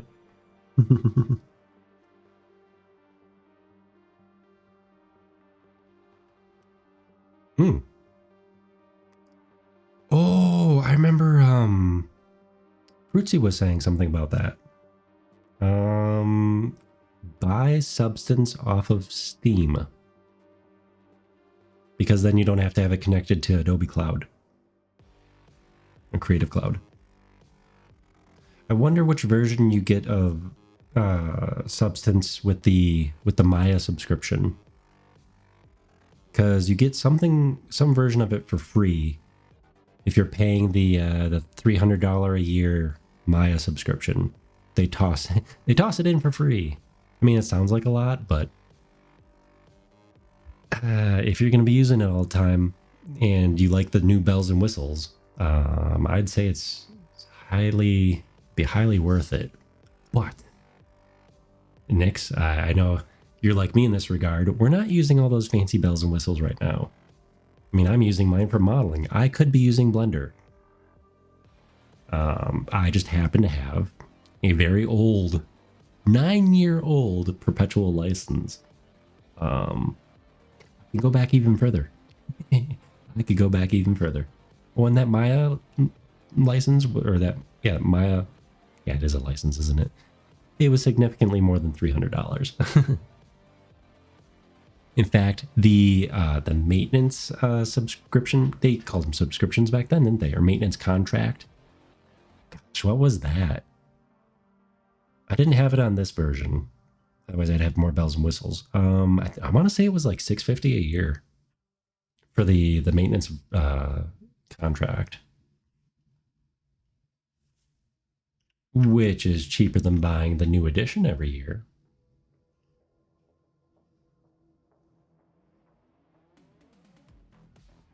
Cool. Okay, I am definitely pleased at how that's going to turn out. Excuse me. Yeah, we just have to smooth some things out. I mean, I like the polygon look, but maybe not maybe not right there, and maybe not yeah, not next to all these nice shiny, these nice smooth gears, which I do also want to edit. I do also want to edit them. Do I have them? Not here. Where are you hiding? Where are you hiding, gears? Okay, first. We're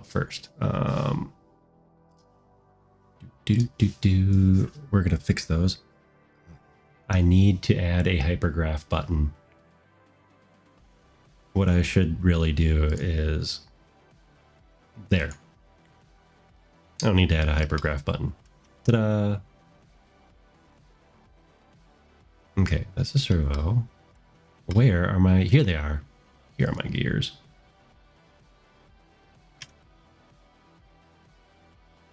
Okay, so these gears are fresh out of Fusion. Not fresh. Unedited. And that's why they come with some funky topology. I wanted to see if the edge flow would be any kind of decent. I highly doubt it. It would probably be way easier. Way easier. I want to put a bevel on these on the outside so it doesn't look... where are we? Here we go. There. You know, so it doesn't look so flat. I want to make them seem a little bit more realistic, because a gear, yeah, you know, like it'll have a little bit of a bevel on it, less of a sharp edge. Then it'll like dip in and all sorts of stuff. And I think that might just be so much easier for me to accomplish in Fusion than dealing with the dealing with this topology. If I could select the edges and it would actually select the edges, then let's see how smart it is.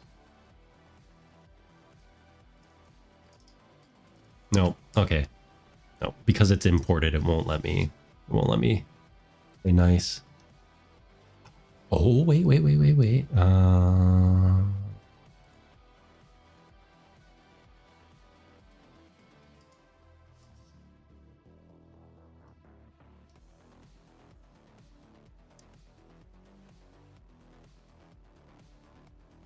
Okay, select a nerve school. Okay, whatever. One more shot here. Ew,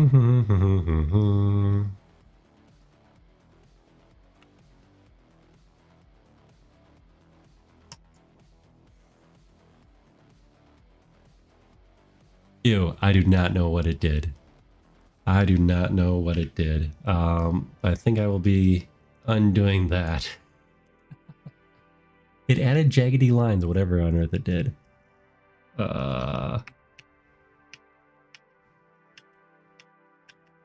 Okay, there. Okay. Experiment failed. Experiment failed. But yeah.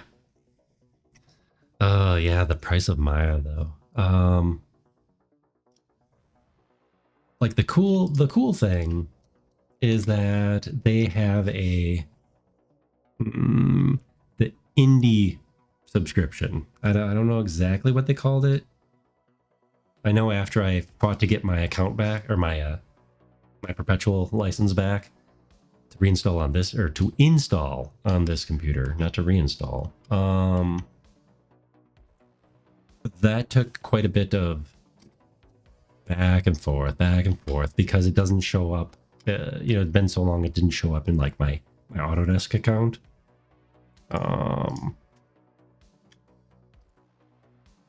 So that took quite a bit back and forth. They're like, hey, we'll give you did they give me a discount? No, they weren't going to give me a discount. They were like, hey, did you know it's only $300 a year for the newest version? You can be all up to date and everything. I definitely would if I was going to be using it more, more than just modeling, because it comes with some nice bells and whistles. I'd have to be making money with it though. That's my qualifier. I would definitely have to be making money with it, more than just the couple dollars a month Twitch gives me in ad revenue. There we go.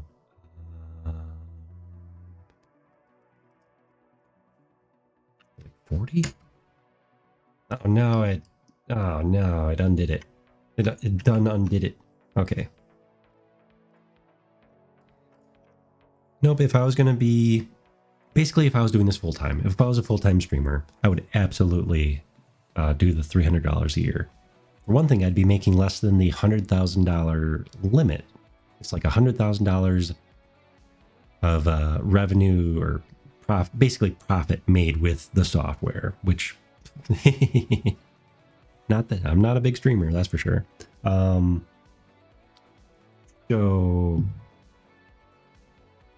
yeah, no, it comes with some nice bells and whistles, and also updated renders. Right now I do all my my rendering in Unity, because this too old. This too old. I have to use the old way of doing things, which I used to love, called Mental Ray. Mental Ray is deprecated as of, I think, 2018. This is 2016. Yeah, it was great. It was all CPU rendering though. So if I want to take advantage of the fast, good stuff, all the new renderers, to get the by render, I mean to get the final output, the final visual image. Yeah, I would need to get an updated render, or buy a different render than the ones that come with Maya. Those also cost a lot of money, so we won't be doing that. Okay. You guys, because I didn't divide you correctly in the first place,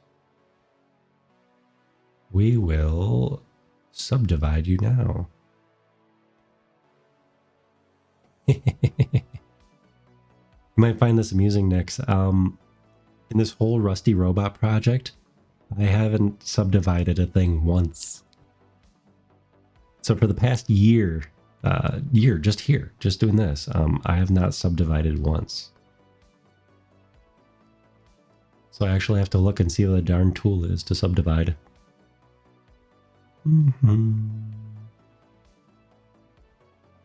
Smooth. Not called subdivide.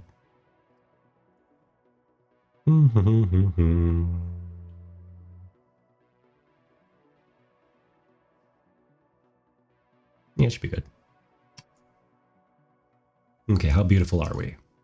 How many more polygons did I add? Oh, not too bad, not too bad.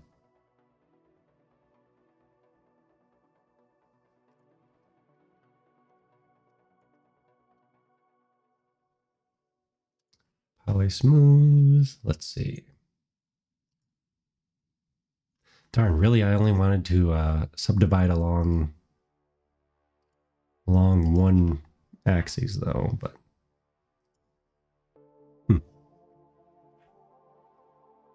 but yes, no, I haven't subdivided all because of the very nature of the look. I'm going for the clunky polygon look. So I don't want the smoothing. I'm not going for like a PS1, PS2 era look where it's low poly but smoothing, right? I am going for a low poly, look at my triangles, kind of look. It's, the lighting on the VC face output doesn't really show it off, but definitely in engine, you can see the lighting.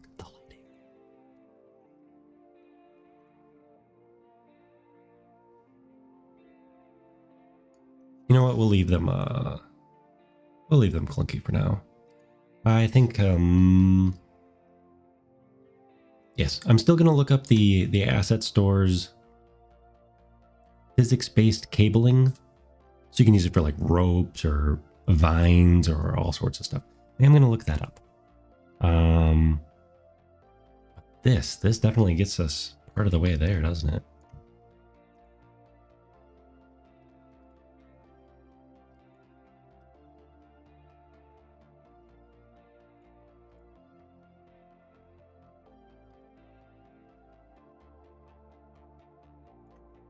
Okay, let's hop back in.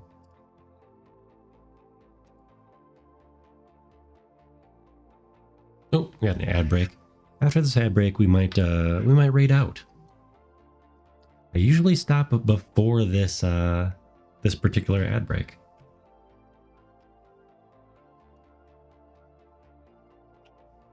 Oh, still a little bright over here. Still a little too bright over here.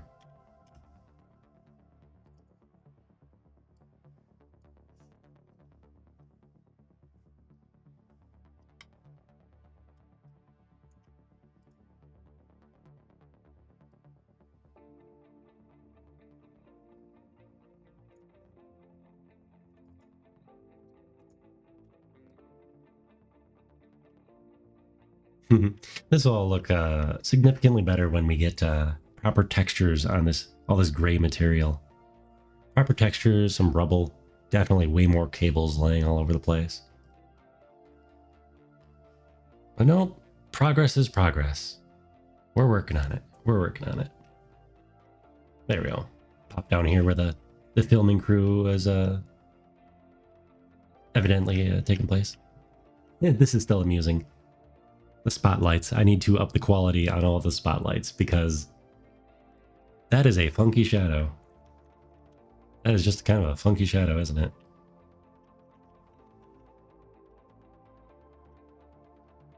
I think it'd be funny, even funnier if, for some reason, there would be the holes for the lenses in the shadow, or for the eyes, the pupils.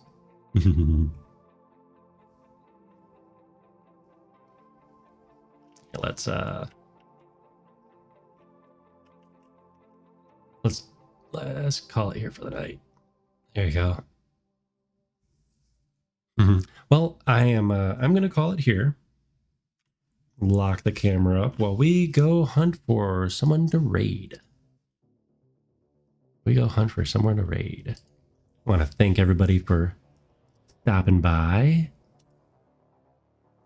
And yeah, tonight's stream almost didn't happen due to a tree that decided to fall on my road. But we got enough done. We got enough accomplished. In between tree falling on road, me having to take apart my chainsaw, unfortunately, and then yeah, just getting stuff put together, getting the kiddos fed and all that fun stuff.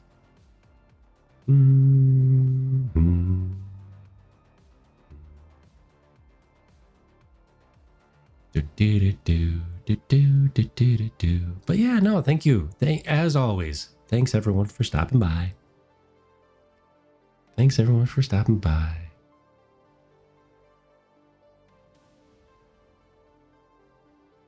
Oh, someone else is playing in Unity. Let's go raid Happy. Let's see what she's up to. Looks like she's doing some...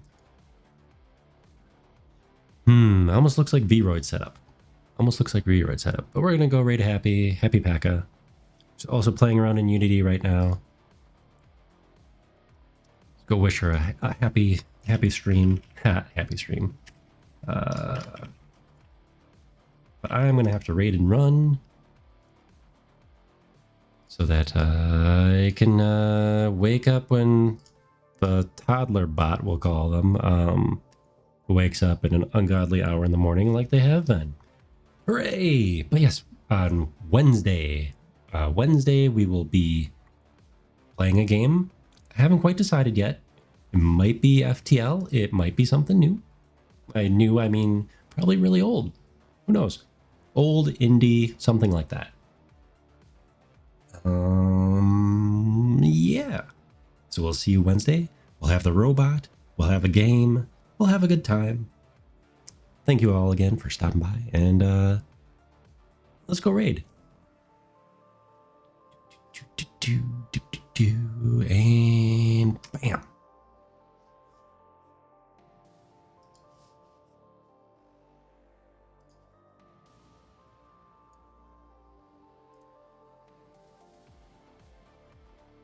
Do, do, do.